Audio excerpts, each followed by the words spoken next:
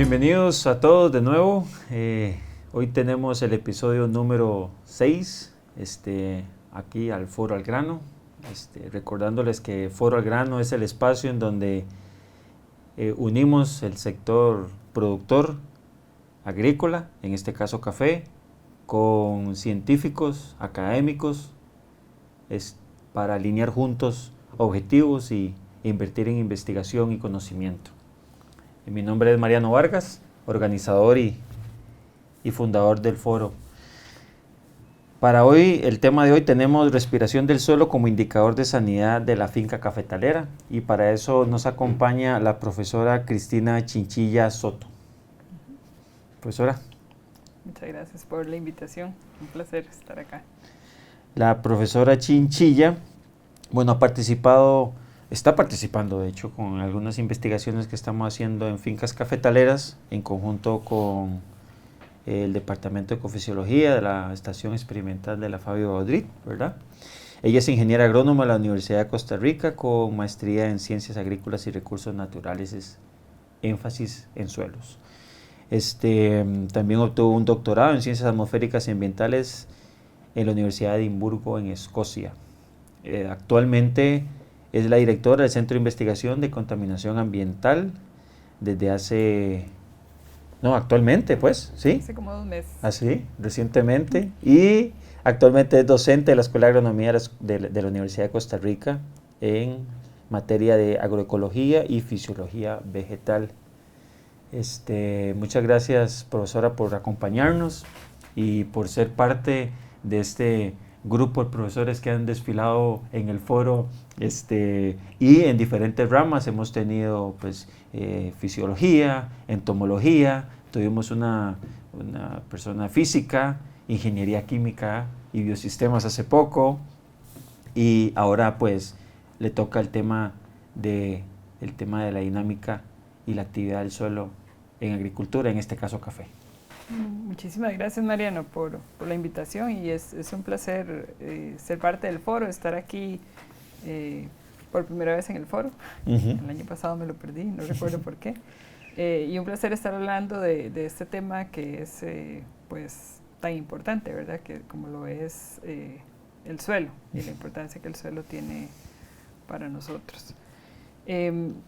Decidí iniciar con esta imagen de una taza de café, ¿verdad? Porque el suelo puede ser tan complejo como una buena taza de café. O sea, hay un montón de cosas por detrás, y como comentábamos al inicio, no es solo para sostener las plantas, sino que es un mundo, ¿verdad? Entonces creo que es importante.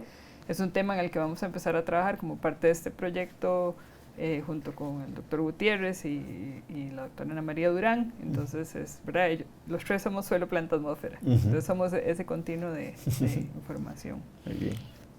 Entonces, pues procedo un poco a contarles del tema.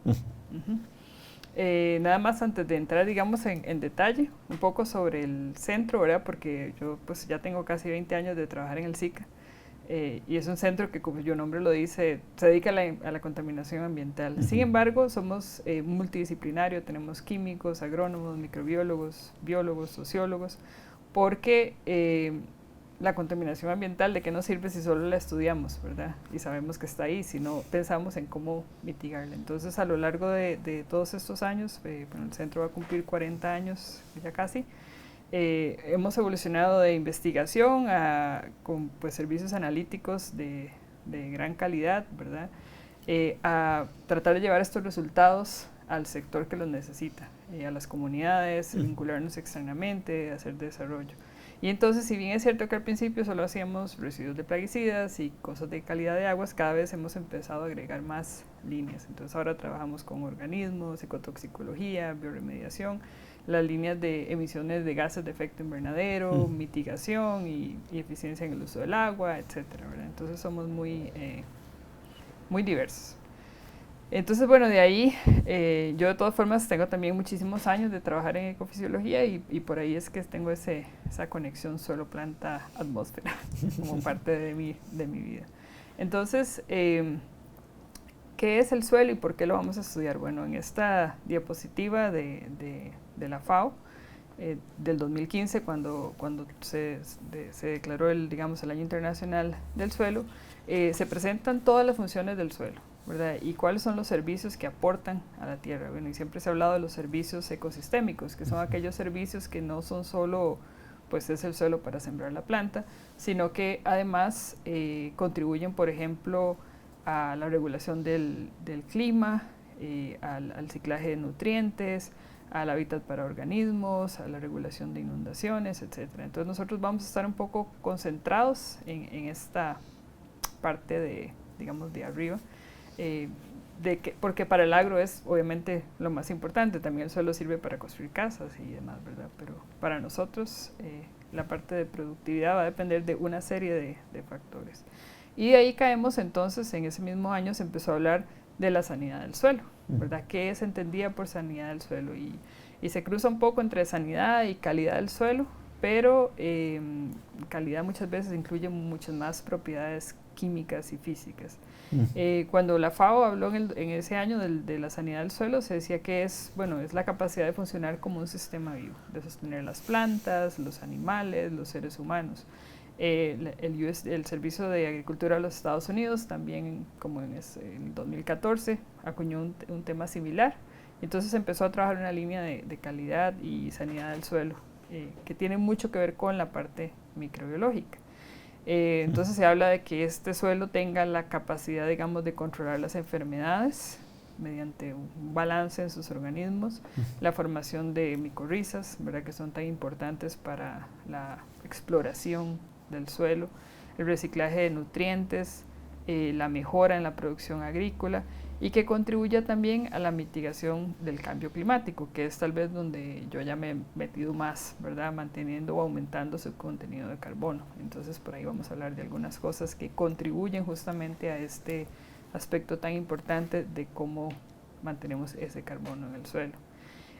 Esta imagen, que probablemente ya la hayan visto nuestros seguidores, ¿verdad?, de que en una cuchara de suelo sano hay más organismos que gente en el planeta, ¿verdad? Se habla de que pueden haber más de 1000 especies de invertebrados en un suelo forestal, de que los insectos son terrestres casi todos en alguna parte de su vida, de que tenemos vertebrados, lombrices, ácaros, etcétera, ¿verdad? Entonces la riqueza del suelo, que muchas veces no vemos, es súper importante, y es súper importante para determinar cómo las plantas van a usar los nutrientes, cómo se va a mover el agua, etc.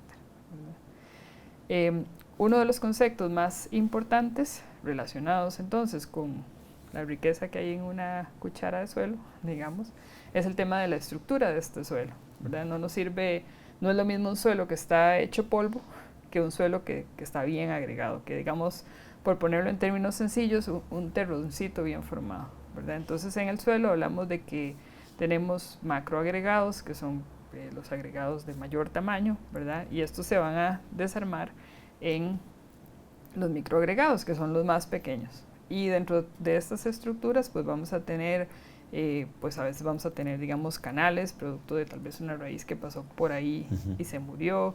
Vamos a tener presencia de organismos, microorganismos, virus, hongos, etcétera, ¿verdad?, que contribuyen también a la agregación. Y las funciones de este suelo y de cómo se haga este terrón van a depender mucho del tipo de arcilla o de las partículas, ¿verdad?, la arena, la arcilla, el limo que tengamos en ese suelo. Entonces, la estructura del suelo como tal es tal vez uno de los factores que van a ser más determinantes en todo el tema del carbono en el suelo, por ejemplo. Igual, muchos de los métodos que se han venido implementando para determinar dónde está el carbono y hablar de resiliencia o de hablar de qué tan fácil se va a perder este carbono tienen que ver con en qué parte de estas partículas se encuentra. Entonces no es lo mismo encontrarse, como decir, que todo el carbón en un suelo esté en los terrones más grandes a que esté en las partículas más pequeñas. Ahí se habla de niveles de protección. Y esto es importante porque cualquier práctica agrícola que hagamos, la labranza, cambios de uso del suelo, etcétera, van a impactar esta formación, ¿verdad? Y esto van a ver cómo también ahorita va a impactar todo el tema de los flujos gaseosos. Entonces, como para entrar ya un poco más en el tema, bueno, la pregunta que tenemos es cómo se mueven los gases en el suelo. Este es un proceso de difusión, ¿verdad? O sea, principalmente el gas sale, eso es en resumen. Pero hay, por decirlo así, varios actores que tienen que ver con esta composición de sólidos, agua, líquido, espacio poroso. Entonces, uno de los factores claves para este movimiento de los suelos son pues el espacio poroso. Vamos a ver que, por ejemplo, por decirlo así, en este gráfico de pastel, la mitad casi es el espacio poroso. Entonces tenemos una cantidad importante que es aire, ¿verdad? Y tenemos una cantidad importante que es agua. Y de hecho hay un concepto que es muy utilizado en todos estos estudios de gases, que es el espacio poroso lleno de agua. Entonces, pues cuando empieza a llover, vamos a tener siempre, si estamos ahí justo cuando empieza a llover, siempre vamos a tener ¿verdad? Una gran producción de gas, CO2, óxido nitroso, etcétera, porque es una cuestión física, se llena el espacio y el gas sale, exacto. Pero ya después hay un espacio poroso óptimo, lleno de agua. Entonces, en ese rango es donde, digamos, se van a producir los gases. Si ya se inunda, pues entonces ya se dejan de producir el óxido nitroso y el dióxido de carbono y se nos va a producir metano. Por ejemplo. Y si está muy seco, pues no se produce generalmente nada. Entonces ahí es porque esto está asociado a la actividad del suelo. Es una medición de actividad del suelo. Y bueno, en este mismo pastel vemos que la otra mitad son los minerales casi, y en realidad la materia orgánica y la biota es una fracción pequeña, pero son súper importantes para todos estos procesos. ¿Qué es lo otro que es muy importante recordar? Bueno, que el carbono no llega al suelo por obra de magia, ¿verdad? Tiene que llegar a través de las plantas, ¿verdad? El carbono es fijado en el suelo.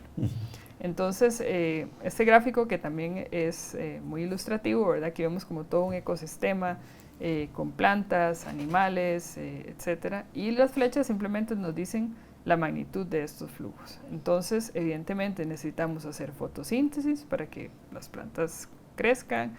Luego van a haber una caída de follaje, por ejemplo, puede ser poca, como la que ocurre diariamente cuando las hojas se van haciendo viejas, o podría ser masiva, como cuando podamos el café y entonces tenemos toda esta materia orgánica que va al suelo y comienzan, ¿verdad?, los procesos de descomposición.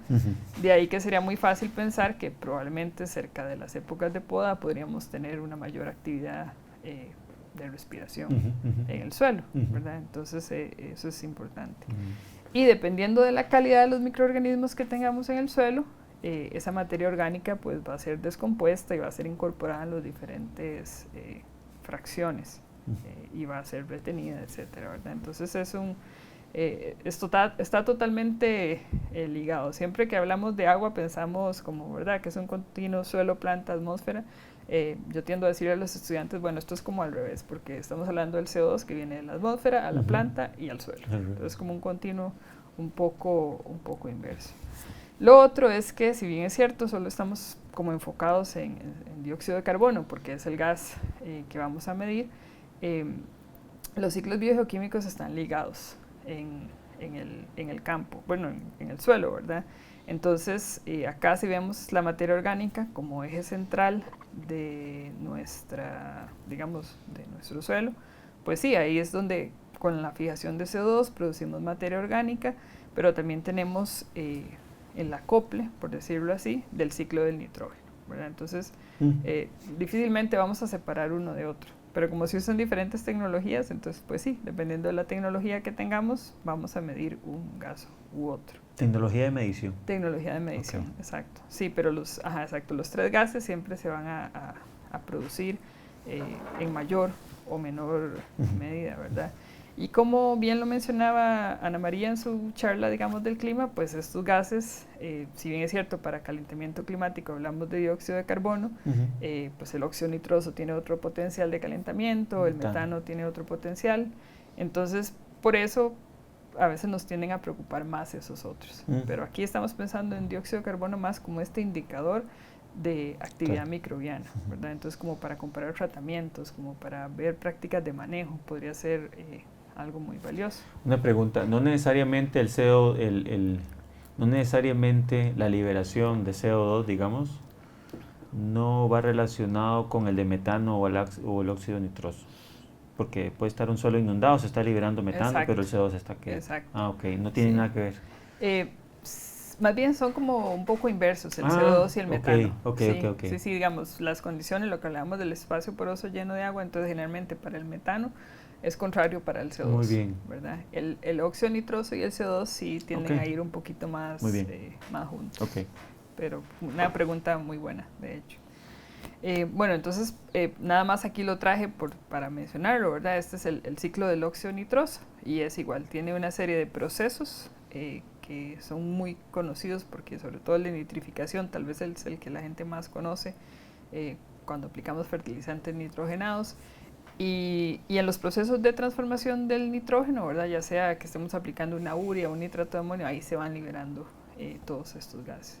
Las condiciones óptimas para que se den estos gases generalmente tiene que haber alta humedad y si hay alta temperatura todavía más, etc. Entonces ahora cuando veamos un poquito de datos van a entender un poco más estos conceptos.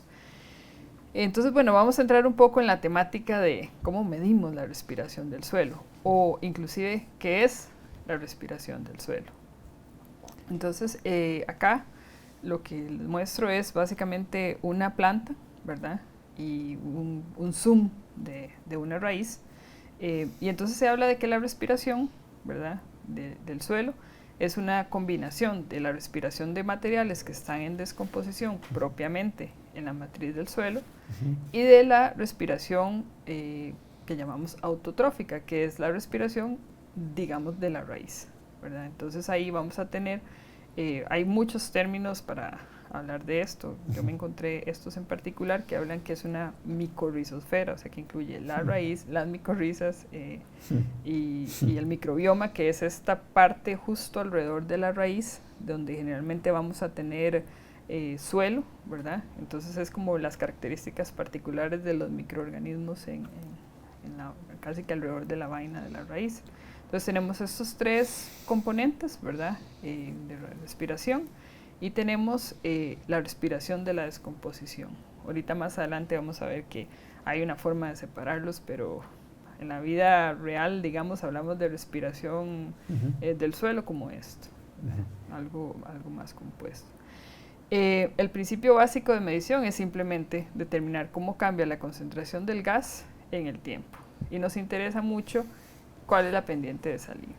Y eso es interesante porque la mayoría o todos los métodos de determinación se basan en este principio. Entonces podemos hablar de métodos que son tal vez muy arcaicos o muy antiguos, pero son los métodos básicos y todavía encontramos referencias en la literatura, donde simplemente se coloca una sustancia que pueda capturar el CO2 en un vasito, por ejemplo.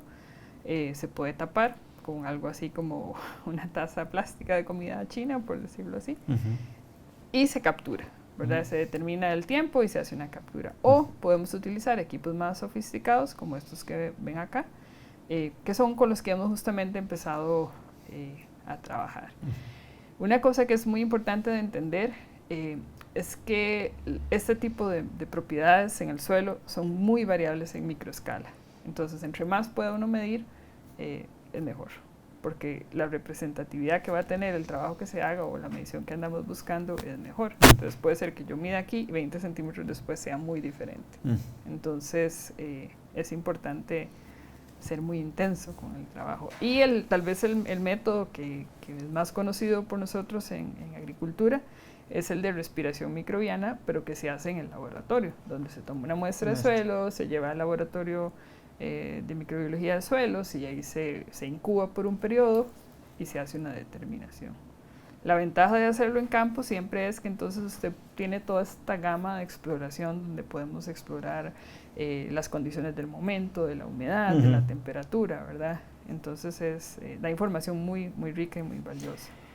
Una pregunta. Son 3 métodos de medición, ¿verdad?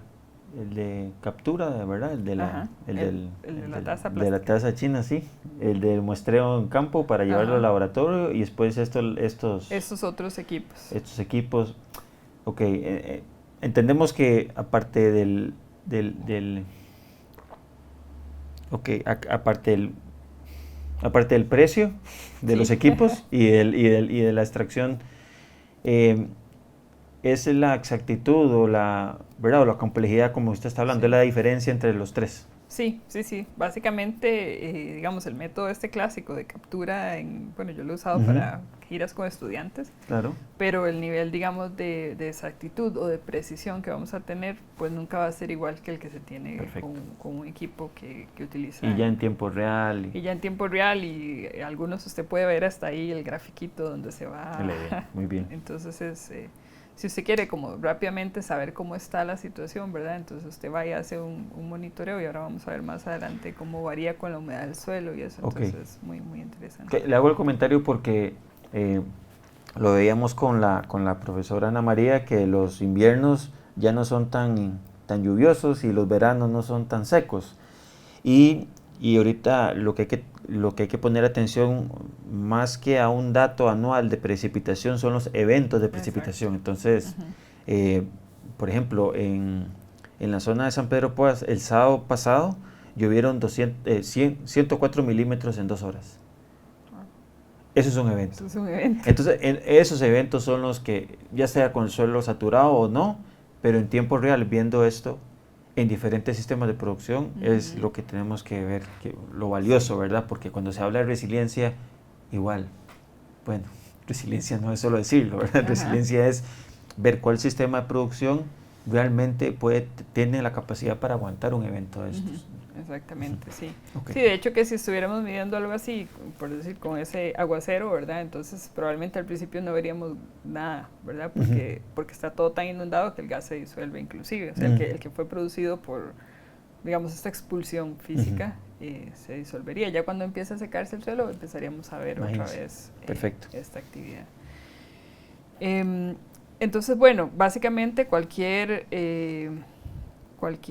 forma de medición que utilicemos, aquí, ajá, lo que se basa es que tenemos que confinar esa área que estamos midiendo. Entonces siempre vamos a instalar un anillo, digamos, de PVC o alguna estructura Ujú. y sobre esta vamos a colocar esta cámara que estamos utilizando acá. Básicamente se produce un cierre y es ese cierre el que nos va a dar este cambio. La ventaja de esto es que además, bueno, hay de marcas y, ¿verdad?, de proveedores y hay equipos sumamente livianos, entonces eso Ok. es una maravilla. Realmente hay mucho de donde escoger. Un poco vamos a hablar ahora ya, digamos, de qué propiedades nos afectan estas mediciones. Y es interesante porque sí encontré algunos ejemplos en café. Y bueno, como comentábamos al principio, esperamos que ya para el próximo foro ya tener nuestros propios resultados del trabajo que estamos haciendo en la ILDA. Eh, como lo muestra la foto, claramente no va a ser lo mismo trabajar esto en un suelo meteorizado, rojo, ¿verdad? Con buena conductividad del agua, que trabajar en un suelo sumamente arcilloso. Mm. Entonces son dos mundos diferentes. Entonces, así como es un mundo diferente para propiedades de nutrición, etcétera, también lo va a hacer para efectos de este tipo de mediciones. Entonces la estructura, bueno, lo dijo al principio, la estructura de suelo es un supuesto, o sea, no es un supuesto, perdón, tenemos que definirlo previamente antes. No, No, digamos, lo ok. que podemos, porque el suelo siempre va a tener la textura, Ujú, ¿verdad? Y la estructura. Y la ujú, estructura es como cómo se agrega y la textura es esta composición ujú. arcilla, Limo. arena, limo. Ujú. Entonces, puede ser que tengamos un suelo arcilloso, pero que esté relativamente bien estructurado, o puede Ya, ser que tengamos un vertisol de estos que si usted se pegó y de ahí no salió. ok. Entonces ahí ya hablamos de una estructura que es masiva, como le dicen, ¿verdad? O sea, no hay nada de terrones ni nada. Que la caracterización del suelo sí Sí, es importante. sí, entonces siempre que hacemos un estudio de cualquier, ¿verdad? De esto, generalmente uno busca cómo caracterizar Ok. el suelo, cómo poder decir, ah, bueno, el suelo es así, tenía estas propiedades, ojalá medirlas en el tiempo. Porque lo otro que hay que entender es que las propiedades del suelo no cambian rápidamente, sobre todo las propiedades físicas, ¿verdad? O sea, las químicas sí, le ponemos el fertilizante y obtenemos un resultado. Ujú. Pero las propiedades físicas son mucho más difíciles de modificar, ¿verdad? Entonces, a veces hay que tener paciencia, sobre todo cuando se hacen transiciones de manejo, cambios de manejo, etcétera, ¿verdad? Hay que tener paciencia y una herramienta como esta nos podría servir para medir esos efectos Muy bien. en el suelo. Entonces, uno de los ejemplos más interesantes que hay ahorita en la literatura de café justamente es este estudio donde compararon café, bueno, un sistema agroforestal, o sea, café a la sombra, como le diríamos acá, y café a pleno sol. E hicieron mediciones de respiración de suelo, justamente para hablar de entender qué pasaba, ¿verdad? Cómo estaba impactando el manejo, las propiedades del suelo. Una de las cosas tal vez más interesantes que encontraron, o tal vez pues suena lógico, pero había que medirlo, ¿verdad? Es que en el café a plena exposición, cuando miden la respiración del suelo, esta va a estar muy relacionada con la temperatura del suelo, ¿verdad? Pero no así en el café a la sombra. Y esto es interesante porque lo que quiere decir es que el sistema agroforestal tiene una mayor regulación. Por el tema de la temperatura. Entonces hay una mayor regulación y además, vamos a ver ahorita, hay una menor variación, digamos, de las 8 de la mañana a mediodía. O sea que se va a producir menos en ese cambio de temperatura del día porque hay, ¿verdad?, todos los beneficios que ya sabemos que tiene la sombra para el café. Entonces, bueno, acá básicamente se analizaron este montón de propiedades del suelo: macroporos, carbón, nitrógeno, humedad del suelo, espacio poroso, densidad aparente, ¿verdad? Algunas de estas tal vez son costosas de hacer, pero humedad del suelo, pues a veces con una estufa la podemos hacer, y si no, pues ya hay sensores muy baratos en el mercado también para medir. Entonces lo que encontraron, como les señalo acá, es justamente eso, ¿verdad? O sea que para el sol, el café al sol, el flujo se relacionaba con la profundidad, con la temperatura. Y para el café a la sombra o el agroforestal estaba más relacionado con el carbono lábil y el nitrógeno disponible. Entonces, lo que habla probablemente de que también tenían mayor cantidad de carbono lábil y mayor nitrógeno, producto, digamos, de un ciclaje de nutrientes relativamente más eficiente, ¿verdad? Donde también está la sombra aportando, etcétera, etcétera. Acá igual, entonces lo que les señalo, bueno, acá tenemos los flujos de CO2, y igual, por ejemplo, vean que en café al sol casi que se duplica de las 8 de la mañana a las 12 en las dos fincas. Son 3 fincas diferentes, pero no es como que sean muy relevantes, es un estudio brasileño.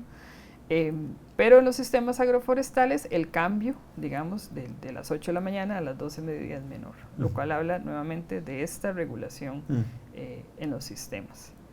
Y el otro factor que exploraron, tal vez esto ya es un poquillo más complejo, es los cambios de temperatura, ¿verdad?, del suelo, y cómo afectarían esto la tasa potencial de la respiración. Entonces, lo que nos interesa acá es como entender, o sea, tal vez a veces suena un poco abstracto, pero lo que nos interesa es entender que no nos sirve tener como grandes producciones o cambios muy bruscos, ¿verdad? Porque lo que uno tiende es luego a hacer acumulados diarios o mensuales, etcétera. Entonces, lo más estable puede ser nuestro proceso, puede ser mejor, ¿verdad? Entonces, básicamente es la descripción gráfica de la sostenibilidad. Pues sí, algo así. Esa sostenibilidad que es sea mejor poco, que tener eso. Exacto. Okay. Pero definitivamente van a ver que si tenemos factores, o sea, sí son flujos que van a cambiar a lo largo del día. Van a cambiar si llueve, van a cambiar si hay radiación. Lo vamos a ver hacia el final en un resumen ahí, que es algo muy volátil. Entonces también eso es importante. Es importante entender que cuando hacemos un set de mediciones, ¿verdad?, es como una fotografía. Esto es hoy. Y si yo ya tengo la capacidad, digamos, de trabajar con Ana María, por ejemplo, entonces tal vez con estos datos de hoy y suficientes datos climáticos yo podría modelar todo lo que pasa después, ¿verdad? Pero si no, bueno, técnicas como la covarianza de Edis, pues es algo que ya le permite a usted tener datos, claro, datos diarios. Esto permite complementar. Ya no es una foto, es un video. Ese es como el video, exactamente. En esto es tiempo real. Como la foto, sí. Entonces muchas fotos de estas nos harían. Muy bien, muy bien. Entonces acá pues sí, simplemente observar que lo que señalamos acá son los cambios de temperatura que se tuvieron estos sistemas de manejo, y que el cambio más grande está en el café al sol, ¿verdad? Que hay un cambio ahí casi de 10 grados en un periodo de datos. Otros factores que evidentemente van a afectar esta producción de, digamos, esta respiración que estamos midiendo, pues es la cobertura y ciclo del cultivo. Y entonces acá usé de hecho una foto que tomé un día que estuve por la Hilda, cuando estaban instalando estas coberturas, ¿verdad?, con pasto.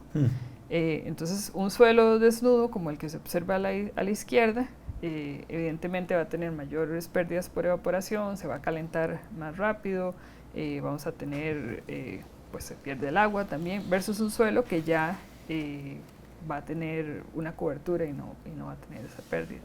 De más está decir que las gramíneas, ¿verdad? O sea, los zacates, los pastos, etcétera, son los número 1 para producir, bueno, por su producción radical y por las sustancias que producen, son los número 1 para fortalecer el agregamiento del suelo, ¿verdad? Entonces, de ahí que, por ejemplo, en pasturas, la cantidad de carbono que usted pueda tener, además de que las pasturas tienden a ser más permanentes, entonces va a ser mayor en el tiempo. Entonces, cuando empecemos a medir, pues va a ser interesante ver qué pasa cuando hay más pasto y menos pasto, ¿verdad? Aunque se remueve en el área de medición, pues siempre llegan los flujos de raíces. Entonces, entonces, cuando hablamos de cobertura, no es igual, no podemos hablar de una cobertura genérica.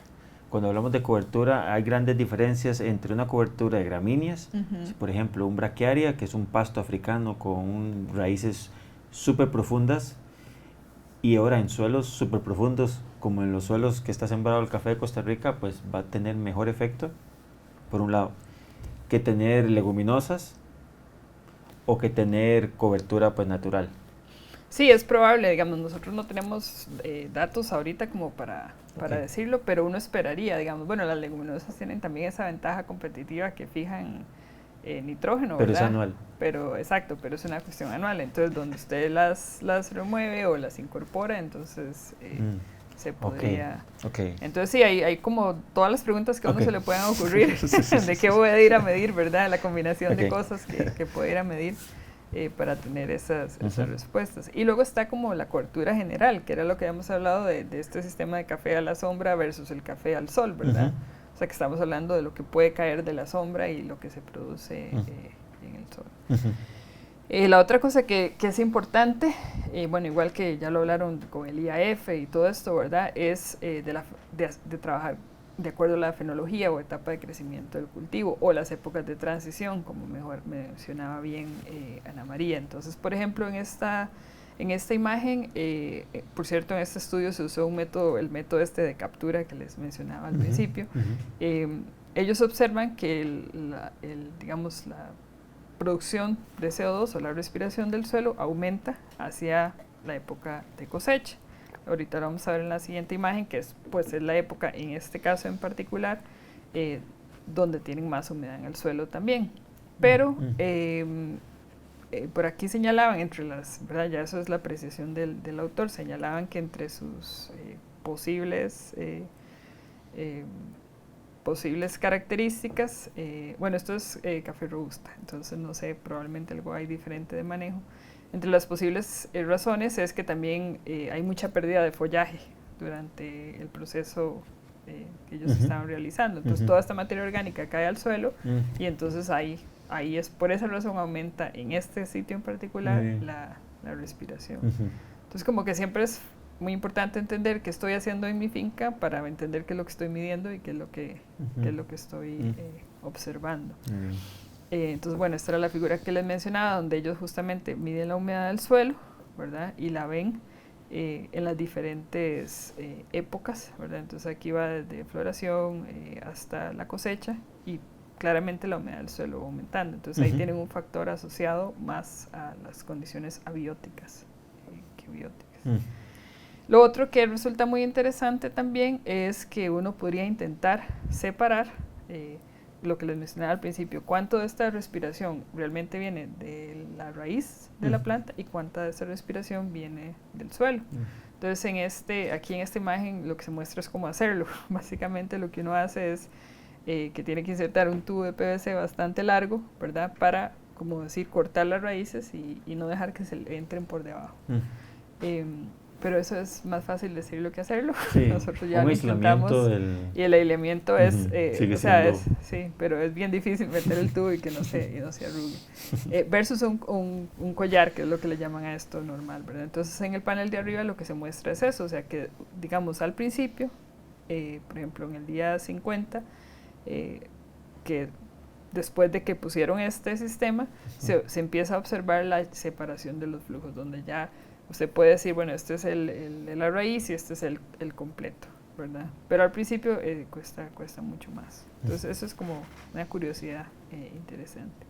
Ya como para ir cerrando, hablamos un poco más de los otros factores que nos podrían afectar. Y acá, bueno, quería aprovechar para mostrarle algunos de los datos que sí hemos ido generando. Bueno, ahora que hablaban de que, ¿verdad?, el otro cultivo, la piña, que también es muy extenso en el país.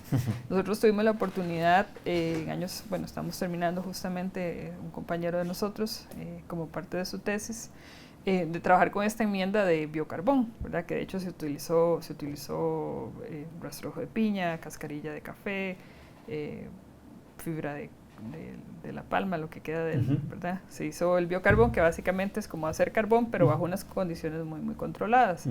Y es una técnica interesante en términos de hablar de cambio climático, porque se supone que de esta forma, por decirlo así, atrapamos el carbón, lo ponemos en el suelo y se vuelve un carbón que ahí va a quedar, ¿verdad? Entonces es una de las técnicas que se ha venido impulsando, pero es como complicado entender cómo interacciona con otros factores, como por ejemplo las prácticas normales de manejo que tenemos. Entonces, bueno, la teoría que estábamos acá era que como trabajamos en el centro con herbicidas, entonces queríamos ver, bueno, si ponemos biocarbón, ¿qué pasa con esos herbicidas que se están colocando?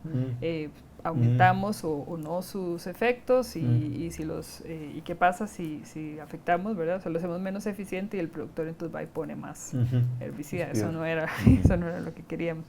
Pero entonces aprovechamos y medimos respiración. Entonces acá lo que observamos es, bueno, a la izquierda, un día de abril, donde trabajamos en los dos tratamientos. Los controles son los anaranjados y el biocarbón es el verde. Y un día en el mes de agosto cuando ya está lloviendo. Entonces lo primero que obviamente salta a la vista acá con esta gran diferencia es que hay un efecto muy claro de la estacionalidad, ¿verdad? De tener un suelo muy seco y tener un suelo muy húmedo. Pero también lo que podemos pensar, porque esto sí que es investigación todavía en proceso, es que ya para esta época también hablamos de que pues, las plantas habrán desarrollado un sistema radicular, se habrá tal vez generado algún efecto sobre los microorganismos del suelo, etcétera, ¿verdad? Entonces, este es un estudio que era el ensayo de campo, pues hay una cantidad de datos importantes, y esto es solo, como decir, ¿verdad?, una fotografía de esos dos momentos, pero sí se observa que la importancia de que si uno va a trabajar con esta idea, pues tiene que trabajar varias veces en el tiempo, ¿verdad?, porque no puede hacerlo una vez y asumir o generalizar para el resto del año. En este mismo estudio, y esto lo menciono nada más porque lo que hay que entender es que cualquier cosa que estemos midiendo como respiración al suelo es producto de un montón de cosas que están sucediendo que no vemos, ¿verdad? Entonces podríamos tratar de entender, bueno, que si hay microorganismos acá, ¿qué fue lo que estaban haciendo, ¿verdad? Entonces en este mismo estudio lo que se hizo fue con organismos indicadores, que básicamente son unos colémbolos y, por decirlo así, unas lombrices, evaluar si bajo estos diferentes biocarbones que se estaban poniendo, cómo se sentían los organismos, por decirlo así. Entonces se hizo una prueba de evitación y, o sea, son pruebas muy curiosas donde básicamente si el organismo no le gusta el sustrato que usted puso, pues entonces se va para otro lado. Pruebas de supervivencia, entonces se vio que, por ejemplo, en estos biocarbones los organismos sobrevivían mejor que esto sí es en condiciones más controladas, no en campo, ¿verdad? Sobrevivían mejor. Y también se hicieron pruebas de reproducción. Entonces también uno de los resultados interesantes es que pues se reprodujeron más en estas condiciones.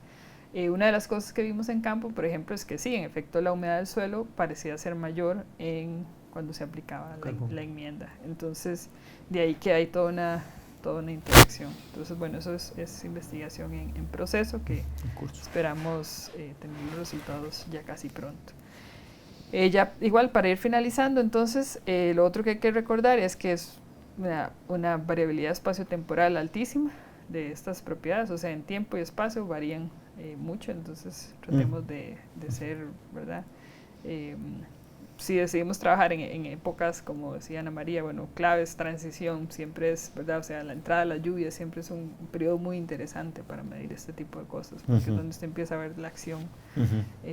Siempre hacia final del año cuando se empieza a secar y bueno, si se está aplicando el riego, pues... el efecto del riego. El efecto del riego, etcétera. Acá en esta imagen lo que se resume es básicamente lo que les mencioné al principio. Si vamos a hablar, digamos, de cuáles son los factores claves para la emisión de estos gases, vamos a tener la temperatura, o sea, siempre lo vamos a tener asociado. Y esta va a estar afectada por la radiación, de ahí que el efecto de la sombra pueda ser importante, por la exposición, por el color del suelo. Vamos a tener la humedad como un factor controlador también. Y que es muy difícil de separar de la temperatura. Entonces siempre uno hace todos los análisis y al final los dos se van un poco amarrados. La humedad, lo que les hablaba, espacio poroso lleno de agua, o sea, eso es como, ¿verdad? Como coger una tacita con arena y echarle agua y ver cuándo se llena.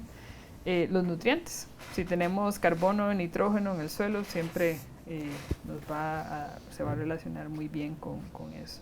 Y bueno, la cobertura, el uso del suelo y la vegetación, que acá entre vegetación justamente se menciona el índice de área foliar, ¿verdad? O sea, cuánta cobertura tenemos sobre un sitio podría determinar... cobertura como coeficiente de cultivo, o sea, cobertura como IAF. Ajá, como IAF. Ok, no estamos hablando de cobertura vegetal en el suelo. Sí, no como, exacto, no como bueno, ambas, ¿verdad? Ambas, o sea, pero puede en este ser caso, la cobertura que ponemos para evitar erosión o también puede ser la cobertura como el IAF, justamente. Sí, entonces ambas dos pueden tener influencia. Y acá, igual, este pequeño video lo que muestra es la variabilidad espacial de estos datos. Y donde ven los puntos rojos, bueno, es donde los flujos aumentan, pero también pueden ver abajo cómo cambia la temperatura del suelo y la humedad, ¿verdad? Entonces, en los momentos donde hay más, digamos que, no sé, hay un aguacero, como decíamos, entonces ven que hay un cambio en este gráfico.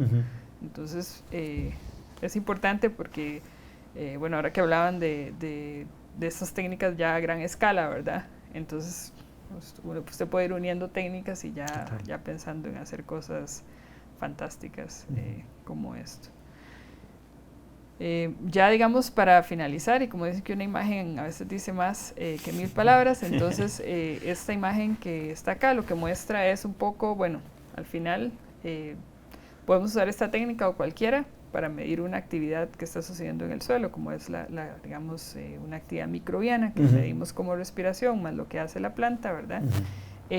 Pero lo importante es qué haríamos con esto, ¿verdad? Entonces, una de las cosas importantes, que es lo que se resume en esta imagen, que es bastante compleja, pero resume bastantes cosas, es que nosotros podríamos, conociendo la parte más, digamos, de estas señales del suelo, podríamos trabajar para, digamos, mejorar la nutrición de la planta, para que esto tenga una injerencia sobre las enfermedades del suelo, sobre la tolerancia del estrés, sobre la colonización de la rizosfera, la provisión de recursos, ¿verdad? Entonces, no es solo medir por medir, sino que después tenemos que tomar decisiones basado en estos datos que se van a generar.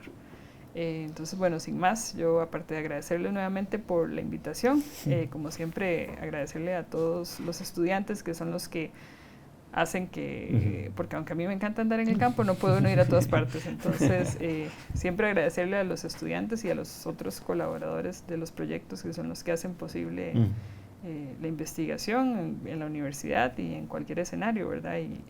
Y a usted porque siempre ha tenido las puertas abiertas para nosotros. Mucho gusto, profesora. Un gusto, más bien. Una vez sabiendo, convencidos de todo esto, el tema de respiración,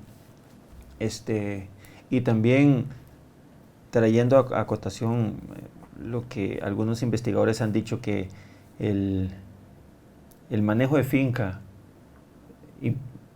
impacta directamente. Vamos a ver, sí tiene un gran, dependiendo del manejo de finca, impacta en muchos procesos, ¿verdad? En este caso estamos hablando de suelo, pero por ejemplo hablábamos del IAF, en un episodio anterior hablábamos de la importancia de del manejo de finca para el combate de enfermedades, ¿verdad? O sea, puedes tener una herramienta súper valiosa, pero si no sabes utilizarla. Para las personas que nos están oyendo y que producen café, en el tema de buenas prácticas, 3 buenas prácticas que puede hacer un agricultor para mejorar lo que es la respiración de suelo, que podríamos aplicar en cafetales, por ejemplo. Sí, bueno, yo diría que en realidad la respiración de suelo es como un indicador, ¿verdad? Entonces, más que pensar y tal vez es como un indicador un poco abstracto, entonces yo diría que más que pensar en cómo cambiarla, ¿verdad? Es utilizar ese valor como indicador de la calidad de nuestro suelo. Entonces, probablemente la práctica que suene más trillada, bueno, es el tema de la materia orgánica, ¿verdad?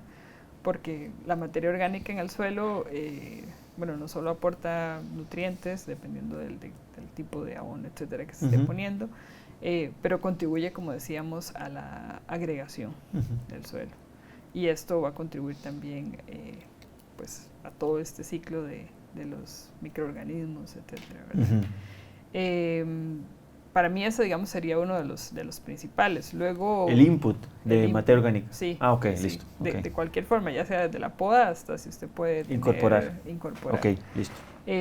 Como hablábamos ahora también, el tema ya de las coberturas, lo que llamamos cobertura de suelo, ¿verdad? O sea, no hay nada peor que el suelo desnudo. Eso es. Entonces, entre el suelo desnudo y cualquier otra cosa.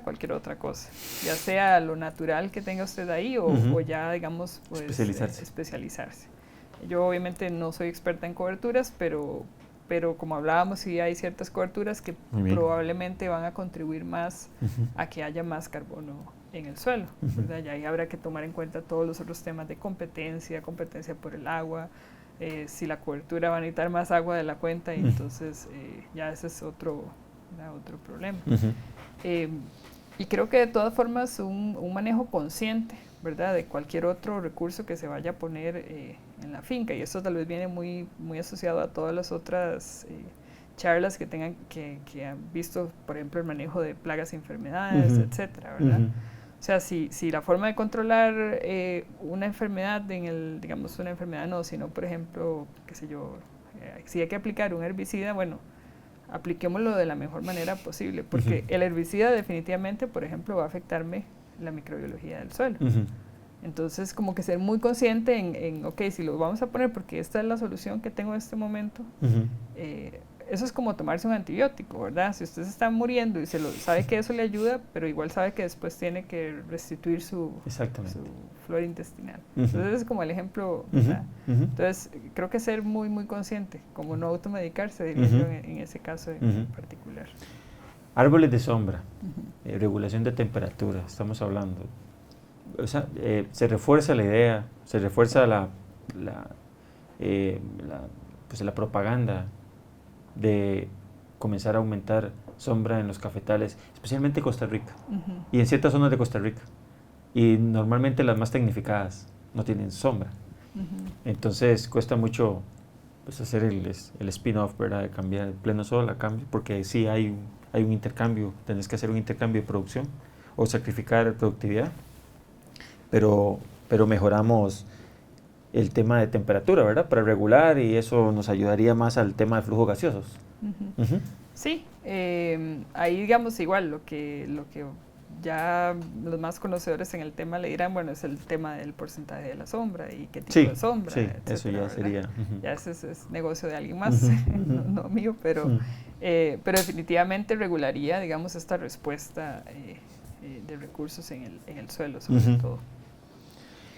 Y luego comentaba también el tema de podas, ¿verdad? El tema del IAF o cobertura, entendiéndose cobertura como IAF, de la hectárea, como IAF.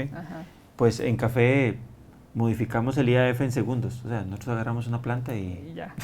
y toda la biomasa que construimos o creamos en 3-4 años, pues la quitamos. Hay un efecto en la raíz que mucha gente ignora. Exacto. Pero también el tema de podas también sería también un criterio para tomar en cuenta.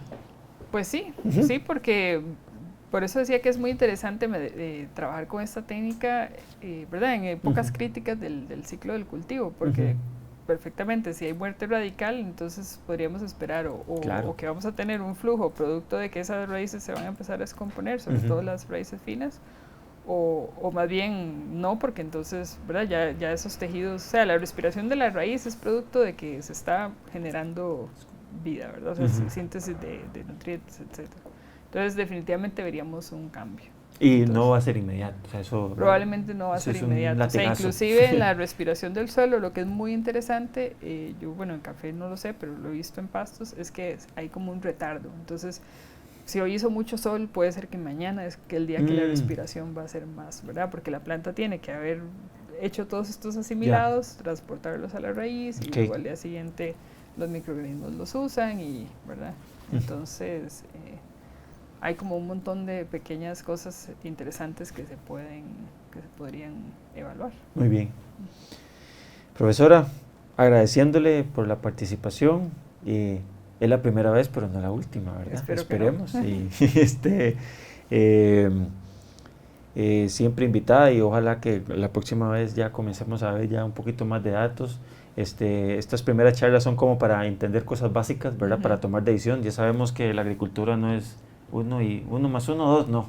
Sí. No, ojalá en agricultura y más en caficultura, ya lo hemos discutido, la toma de decisión está en manos de 53,000 personas en Costa Rica, ¿verdad? Pero en Colombia hay 500,000. Y no nos vayamos a Brasil, ¿verdad? Entonces, para la toma de decisiones, aquí no venimos a dar recetas, sino que básicamente darle la información, comenzar a convencer, a crear su criterio, a adaptar y adoptar en su finca y pues ya una vez teniendo la información, pues tener criterio y tomar la decisión. Y tomar la decisión pues con criterios objetivos y no en el mostrador del agroservicio, ¿verdad? Que la mayoría de veces es así. Muchísimas gracias, esperando pues cada vez que venga le vamos a dar más valor al suelo, entonces nos interesa un montón que sigan viniendo. También quería aprovechar para agradecerle a Resusa, que es uno de los socios comerciales que está apoyando esta iniciativa desde el año cero, o sea, ha estado ahí siempre y nos ha apoyado en el tema de investigación y ahora pues se anotó con nosotros en el tema de divulgación en este canal de YouTube. Entonces agradeciéndole a Resusa y de nuevo agradeciéndole al SICA, a todo el trabajo que han hecho durante todos estos años y por supuesto a usted por la participación en el foro. Un placer, muchísimas gracias de nuevo por la invitación y ahí estamos a la orden. Muchas gracias. Bueno.